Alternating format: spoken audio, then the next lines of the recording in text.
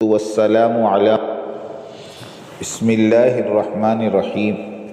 قسط نمبر 89، دعوتی کام اور اس کا اسلوب۔ اس میسج کو علماء کرام اور ہر تبلیغی ساتھی کے پاس پہنچائے۔ الحمدللہ الحمدللہ وحدہ والصلاة والسلام علی من لا نبی بعدہ، اما بعد۔ دو متنازع امور کا خلاصہ۔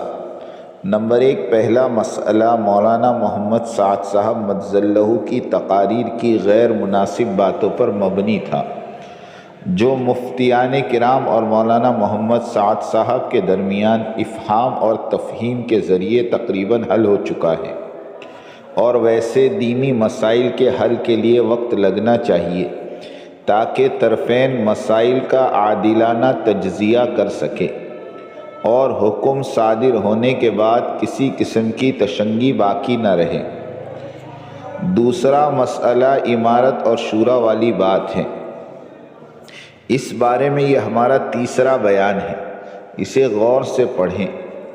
امیر کے ساتھ جڑے رہنا دعوت و تبلیغ کے کام کی روح اور جان مرکز نظام الدین سے جڑے رہنا ہے، اور ذمہ دار یعنی امیر مولانا محمد سعد صاحب مدظ اللہ کی اطاعت کرنا، یہ ہر کام کرنے والے کے لیے واجب ہے اور یہی دین ہے۔ مولانا سعد صاحب کی حیثیت مولانا محمد سعد صاحب کی شرعی حیثیت وقف شدہ مکان کی طرح سے ہے۔ 3 منزلہ مکان ہے، جس کے اوپر والی 2 منزلیں گر چکی ہیں، اب صرف گراؤنڈ فلور سلامت رہ گیا ہے، اور وہ استعمال کے قابل بھی ہے اور استعمال کیا جا رہا ہے۔ حضرت جی کا کیا ہوا فیصلہ، حضرت جی مولانا انعام الحسن صاحب رحمۃ اللہ علیہ نے یہ فیصلہ صادر فرمایا تھا کہ میرے بعد مولانا اظہار الحسن، مولانا زبیر الحسن، مولانا محمد سعد صاحب مرکز نظام الدین میں ساری دنیا کی دعوتی محنت کی سرپرستی کریں گے، اور جب یہ تینوں ساتھی اللہ کو پیارے ہو جائیں تو پھر ذمہ داران مرکز کسی اور کا انتخاب کر لیں۔ غور طلب بات ملاحظہ ہو، حضرت جی کے ایک ایک لفظ کو غور سے سمجھے۔ حضرت جی نے صرف 3 ناموں کا ذکر فرمایا ہے، چوتھا کوئی اور نام ذکر ہی نہیں فرمایا۔ نہ حاجی عبد الوہاب صاحب کا ذکر ہے اور نہ ہی دنیا کے کسی ملک کے ذمہ دار کا نام۔ رہا حاجی عبد الوہاب صاحب مدظ اللہ کا مقام اور ان کی بزرگی، ان سے ہر اہم مسئلے میں مشاورت، یہ تو حضرت جی یوسف صاحب رحمۃ اللہ علیہ کے وقت سے ہی چلا آ رہا ہے، یہ کوئی نئی بات نہیں ہے۔ عالمی شورا کے نام پر حاجی عبد الوہاب صاحب کو استعمال کرنا شرعاً غیر درست اور غیر منطقی بات ہے۔ بات تو حضرت جی مولانا انعام صاحب رحمۃ اللہ علیہ کی وصیت اور ان سے صادر شدہ فیصلے کی ہو رہی ہے۔ حضرت جی نے جو نام مقرر فرمائے تھے وہ مذکورہ بالا 3 نام ہی تھے، ان ناموں میں چوتھا کوئی اور نام ہرگز نہیں تھا۔ حاجی عبد الوہاب صاحب کا نام باقی گروپ والے ایسے ہی اپنی کارروائی میں جان پیدا کرنے اور ان کی بزرگی کی آڑ میں اپنی دکان چلانے کے لیے استعمال کر رہے ہیں۔ حاجی عبد الوہاب صاحب مدظ اللہ اور مولانا احمد لاٹ صاحب اور مولانا یعقوب صاحب وغیرہ سے اللہ کی قسم دے کر پوچھیں کہ کیا حضرت جی نے مرکز نظام الدین کی قیادت کے لیے ان مذکورہ بالا 3 احباب کے سوا کسی چوتھے نام کا بھی ذکر فرمایا تھا؟ ان بزرگوں کے پاس سے صرف نہ ہی کا جواب ملے گا۔ شورا کو تکمیل کرنے والی بات، یہاں 2 باتیں خلط ملط ہو رہی ہے۔ ایک تو یہ کہ مقرر کردہ 3 حضرات مرکزی قیادت کریں گے، اس کا فیصلہ باضابطہ ہو چکا اور اس کے گواہ بھی موجود ہیں، اور اس پر 20 سال سے عمل بھی ہوتا آ رہا ہے۔ دوسری بات یہ کہ شورا کی تکمیل کی جائے، یہ حضرت جی کی منشا تھی، فیصلہ نہیں تھا، اس لیے کہ حضرت جی کی طرف سے نہ ہی شورا کے 10 آدمیوں کے نام طے کیے گئے اور نہ ہی حضرت جی نے اسے مقرر فرمایا۔ اس کے برعکس حضرت جی نے ان 3 بزرگوں کی تقرری بھی فرمائی اور ذمہ داری بھی سونپی اور منصب بھی عطا فرمایا۔ واقعات کی روشنی میں تاریخی واقعات سے اگر موازنہ کرے تو یہ واقعہ بالکل حضور صلی اللہ علیہ وسلم کے مقررہ لشکر اسامہ کے واقعے کی طرح ہے کہ لشکر بھی طے کیا گیا اور قائد لشکر بھی۔ اسی طرح یہاں 3 قائدین کی جماعت طے ہوئی، مولانا اظہار الصاحب، مولانا زبیر الحسن صاحب اور مولانا محمد سعد صاحب۔ لشکر اسامہ کو بھیجنا یہ مقررہ امیر کی ذمہ داری رہی، یعنی صدیق اکبر نے لشکر بھیجا۔ اسی طرح مرکز نظام الدین کی شورا بنانے کی ذمہ داری بھی انہی 3 مقررہ ذمہ داروں پر عائد ہوئی۔ دو بزرگ تو انتقال کر گئے، رہ گئے مولانا محمد سعد صاحب، تو انہوں نے شروع ہی سے مرکز نظام الدین میں شورا بنا ڈالی اور 24 گھنٹے کے سارے کام اسی شورا کے مشورے سے ہوتے آ رہے ہیں اور بخوبی انجام پا رہے ہیں۔ ان حضرات یعنی مولانا ابراہیم دیولہ صاحب، مولانا یعقوب صاحب، مولانا احمد لاٹ صاحب اور دیگر پروفیسران احباب کا نہ تو شورا میں ذکر ہے اور نہ ہی مرکز کے ذمہ داروں میں۔ حضرت جی سے کہیں بھی ان کے ناموں کا تذکرہ ثابت نہیں۔ سوال: اگر ہم مولانا احمد لاٹ صاحب اور ان کے باغی گروپ سے یہ پوچھیں کہ بھئی مرکز کے داخلی امور میں خلل اندازی کی اجازت آپ احباب کو کس نے دی ہے؟ آپ کی طرح اور بھی مقیمین حضرات ہیں جن کی تعداد تقریباً 150 ہیں۔ 150 بزرگوں میں سے آپ صرف 7 آدمی ہیں جنہیں مولانا سعد صاحب سے اور مرکز نظام الدین کے موجودہ نظام سے شکایت ہے۔ آپ احباب کا مخالف ذہن ہونا خود اس بات کی غمازی کرتا ہے کہ آپ 7 آدمیوں کے دل و دماغ میں ضرور کچھ بغاوت چل رہی ہے، اس لیے کہ دوسرے 143 بزرگوں میں تقریباً 40 علماء کرام اور مفتیان کرام ہیں، اور ان تمام 143 بزرگوں کو نہ تو مولانا سعد صاحب کی باتوں سے شکایت ہے، نہ ترتیب دعوت سے کوئی گلہ۔ اب آپ قارئین کرام ہی فیصلہ کریں کہ کون حق پر ہے اور کون گمراہی پر۔ تبلیغی خدمات کا جائزہ: پہلے مولانا اظہار الحسن صاحب کا انتقال ہوا، ان کے گزر جانے پر دعوتی کام کی سرپرستی مولانا زبیر الحسن صاحب اور مولانا محمد سعد صاحب کرتے رہے، اور پھر مولانا زبیر الحسن صاحب کا انتقال ہو گیا۔ اب مولانا محمد سعد صاحب اس کام کو انجام دے رہے ہیں۔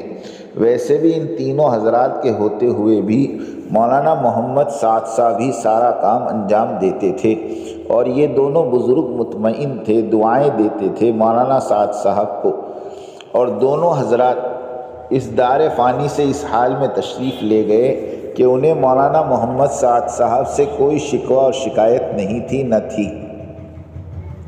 مسئلہ: حضرت جی انعام الحسن صاحب رحمۃ اللہ علیہ کے فیصلے کے مطابق جب تک مولانا سعد صاحب حیات ہیں، اللہ انہیں 125 سال کی عمر مرحمت فرمائے، ان کی سرپرستی اور امارت کا سلسلہ جاری رہے گا۔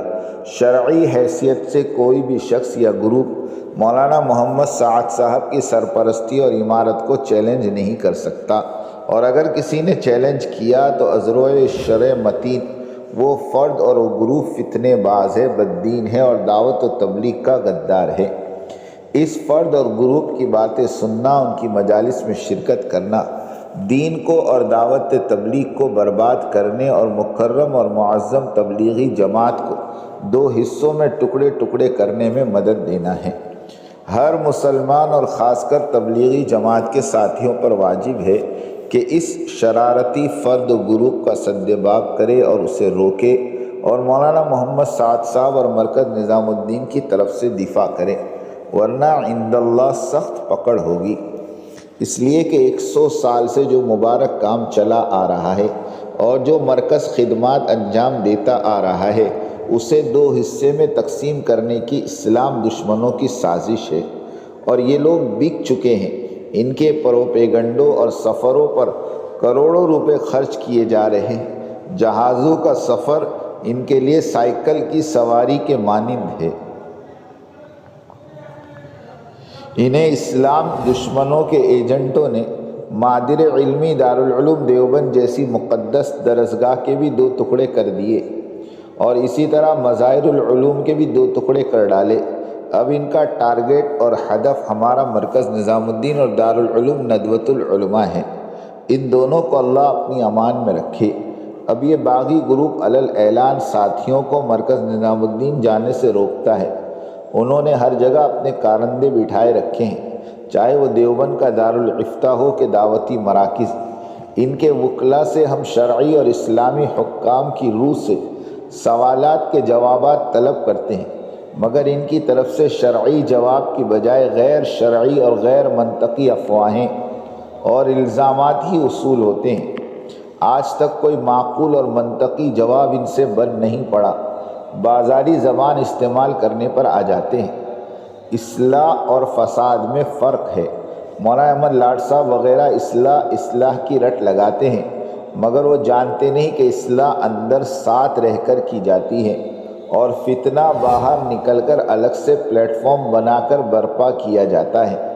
اگر یہ مخلص داعی ہیں اور امت مسلمہ پر مر مٹنے کا جذبہ رکھتے ہیں تو انہیں اس صحیح حدیث پر عمل کرنا چاہیے۔ انہیں تو وہ احادیث نبوی بھی شاید یاد نہ ہو کہ امت کو بچائے رکھنے کے خاطر جابر ظالم امیر کو بھی برداشت کر لو۔ مولانا محمد سعد صاحب جابر ظالم بددین شرابی تو ہرگز نہیں تھے۔ حدیث ہے حضرت عبداللہ ابن عمر رضی اللہ تعالیٰ عنہ وہ اس کی یعنی عبد الملک بن مروان کی بیعت کو قبول کرتے ہیں، اور وہ یہ لکھا کہ میں تیرا حکم سنوں گا اور مانوں گا بشرط یہ کہ اللہ کی شریعت اور اس کے رسول کی سنت کے موافق ہو جہاں تک ہو سکے گا۔ عبد الملک بن مروان کس طرح کا حاکم تھا یہ آپ ہم سب سے بہتر جانتے ہیں۔ عالمی شورا لوگوں کی طرف سے گڑھی ہوئی بدعت خبیثہ ہے جو امت کو توڑنے کے لیے بنائی گئی ہے۔ فائدہ جاننے والے جانتے ہیں کہ جب تینوں حضرات موجود تھے تو عمارت اور فیصل کی خدمات 20 سال سے مولانا سعد صاحب ہی انجام دیتے آ رہے ہیں، اور ان کے فیصلوں سے دونوں مرحومین مطمئن اور خوش تھے۔ مولانا سعد صاحب پر اعتراض کا حق صرف وہی دونوں مرحومین یعنی مولانا اظہار صاحب اور مولانا زبیر الحسن صاحب رکھتے تھے، مگر دنیا یہ جانتی ہے کہ یہ دونوں بزرگ اس حال میں دنیا سے رخصت ہوئے کہ مولانا سعد صاحب اور ان کی خدمات سے مطمئن اور خوش تھے۔ علماء کرام سے التماس، ہم تمام علماء کرام سے ملتمس ہیں کہ اس شرعی مسئلے پر جذباتی نہ بنیں، حقائق اور دلائل کو ملحوظ خاطر رکھیں۔ نمبر 2، کیا حضرت جی انعام الحسن صاحب رحمۃ اللہ علیہ کے فیصلے کی روح سے کسی اور کو اس بات کا استحقاق پہنچتا ہے کہ وہ عالمی یا مقامی شورا مقرر کر سکے؟ نمبر 3، مولانا محمد سعد صاحب کا وجود حضرت جی مولانا انعام صاحب کی منتخب شدہ جماعت کی آخری کڑی ہے۔ نمبر 4، جب تک مولانا محمد سعد صاحب حیات ہے اللہ انہیں 125 سال زندہ رکھے، کسی شورا اور کسی امیر کی تقرر کی شرعی گنجائش نہیں۔ ہمارا یہ بیان دنیا بھر کے علماء اور خاص کر تبلیغی ساتھیوں کے اطمینان کے لیے ہے تاکہ وہ دل جمعی اور شرح صدر کے ساتھ مولانا محمد سعد صاحب کی عمارت کے تحت دعوتی کام پر جمے رہیں اور خوب قربانی سے چلتے رہیں۔ تبلیغی عوام سے گزارش ہے کہ ان اختلافی مسائل میں ہرگز نہ پڑے، 100% نظام الدین مرکز سے جڑے رہیں اور اطاعت کریں۔ اگر کوئی مسائل میں الجھانے کی کوشش کرے تو ان سے کہیں کہ بھائی مرکز نظام الدین جاؤ اور ہم بزرگوں سے بات کرو، ہمیں اپنا کام کرنے دو۔ مفتیان کرام سے چند سوالات۔ مفتی محمد زید مظاہری صاحب نے اپنے مکتوب میں مولانا الیاس صاحب رحمۃ اللہ علیہ والی حسرت کو دہراتے ہوئے فرمایا ہے کہ مولانا الیاس رحمۃ اللہ علیہ تبلیغی کام کو شورا کے حوالے کرنا چاہتے تھے۔ مفتی صاحب، دنیا یہ بھی جانتی ہے کہ مولانا الیاس صاحب رحمۃ اللہ علیہ کے انتقال کے بعد مولانا محمد یوسف صاحب رحمۃ اللہ علیہ امیر تھے اور ان کے بعد مولانا انعام الحسن صاحب رحمۃ اللہ علیہ امیر تھے۔ ان دونوں بزرگوں کی عمارت کے آپ قائل ہیں یا انکاری؟ اگر آپ ان دونوں بزرگوں کی عمارت کے انکاری ہیں تو پھر آپ اپنے قلم کو جنبش کیوں نہیں دی، اور کیوں ان بزرگوں کی عمارت پر اعتراضی مکتوب نہیں لکھے گئے؟ اگر آپ ان دونوں بزرگوں کی عمارت کو تسلیم کرتے ہیں تو پھر مولانا سعد صاحب کی عمارت پر یہ اعتراض اور شور و شرابہ کیوں؟ کیا تبلیغی محنت کے دھارے کو ما انا علیہ و اصحابی کی سمت موڑنا اور محنت کو اس نہج پر لانے کی مساعی اور کوشش کرنا مستحسن اور جائز ہے یا پھر غیر درست اور ناجائز و بدعت ہے؟ دعوتی کام کرنے کے لیے اکابرین اور اسلاف کی ترجیحات کو سامنے رکھیں یا سیرت نبوی اور سیرت صحابہ کو اپنایا جائے؟ اہل سنت والجماعت اور جمہور اور اسلاف میں کون کون شامل ہیں؟ وآخر دعوانا ان الحمد للہ رب العالمین۔ یہ بات توجہ سننی پڑے گی، بہت توجہ سننی پڑے گی۔ تم بات کو غلط مطلب نکالو گے اپنے ذہن سے، اور میرے ذہن میں جو مطلب ہے اس کو غور نہیں کرو گے۔ یہ بڑی مصیبت ہے اس زمانے میں۔ بجائے جو میں چاہتا ہوں اس طرف توجہ کرنے کے، اپنے دماغ میں جو کچھ لیے بیٹھے ہو اس کو غلط رخ پر لے جاؤ گے۔ سنو غور سے۔ بات کو سمجھنے کے لیے سب سے پہلے آدمی اپنے ذہن کو اور اپنے برتن کو اعتراض اور تردد اور اشکال سے خالی کرے، اس لیے کہ اگر کسی بات کو بھی مفہوم مخالف اور کسی بات کو بھی کسی دوسرے عمل کی تردید یا اس کی تنقیص یا اس کی افادیت کو کم سمجھنے کے سوء ظن کے